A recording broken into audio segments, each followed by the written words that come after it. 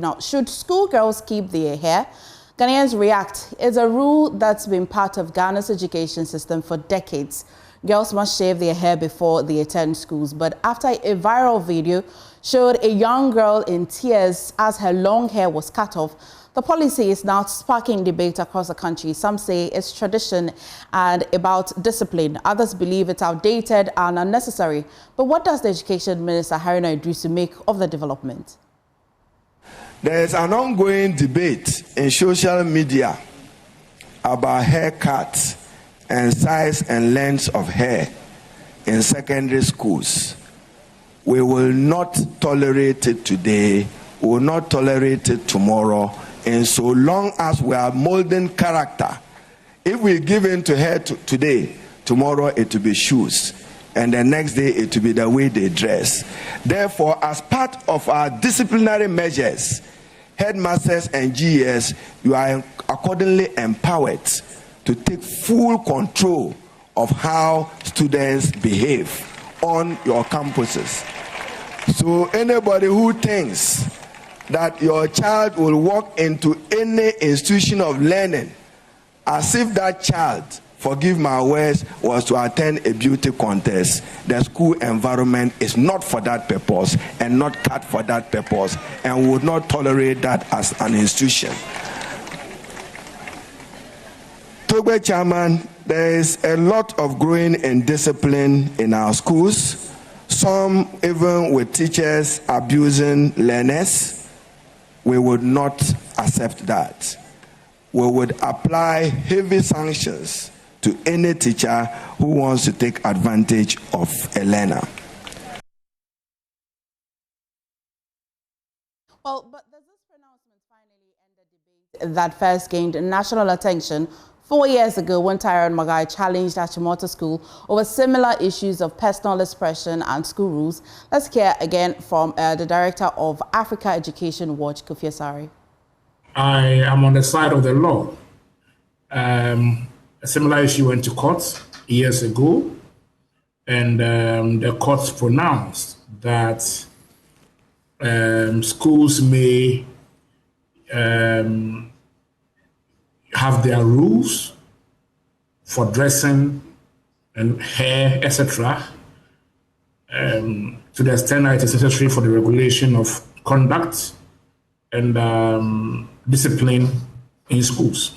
However, such rules must be consistent with the constitutional rights of students or learners, and that it shouldn't impinge on their right to religion, the right to education, etc.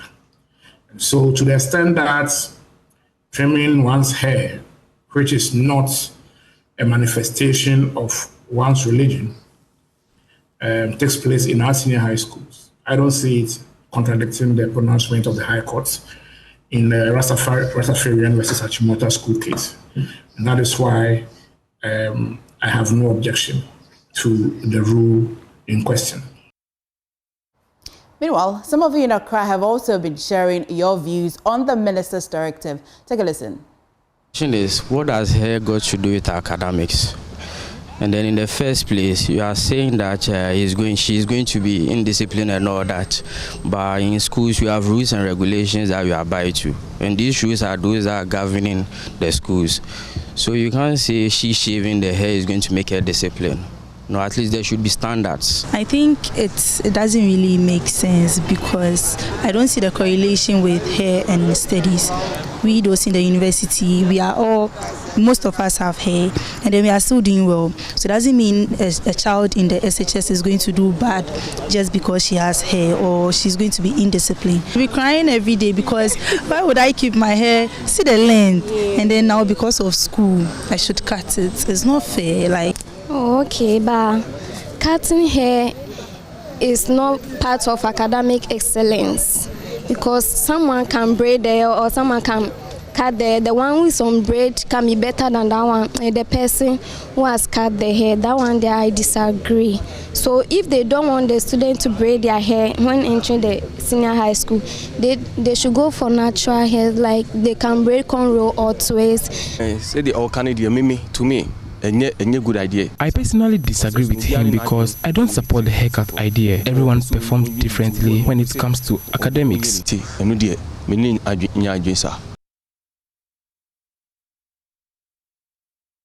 In Kumasi, Irabna Akwe hits the streets to find out what Ghanaians really think about compulsory hair shaving for girls in school. Well, most people say if they trim their hair, it makes them, prompt and more prim for school. But I really think it's not necessary, because if they are keeping a uniform hairstyle, it's more better than to force them all to trim their hairs. I think that's the rules of the game. We are all made to play the same game. So I don't think it was a bad idea, but there should be some consideration for some people, because I don't see this girl trimming her hair like from infancy. So I think there should be some caveats for students who are also have medical issues. The teachers of today are the problem. If you braid your hair and look nice, they will impregnate you and destroy your life. I really like their hair shots. It could be just a cornrow with no extension, and then they are good to go. To me, I don't encourage them shaving their hair. I think they should let them be free. Like, the most important thing is about they learning and then passing. It is the choice of the parents. I won't allow my children to trim their hair because some children could develop problems. I think it's good for them to trim. If your teacher braids their hair and you also braid your hair, you are trying to prove you're on the same level. Humble yourself as a child to be taught.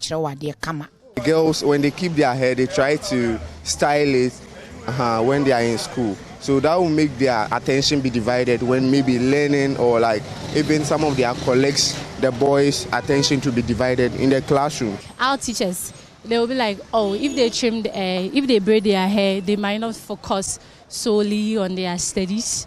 But I think it should be up for debate.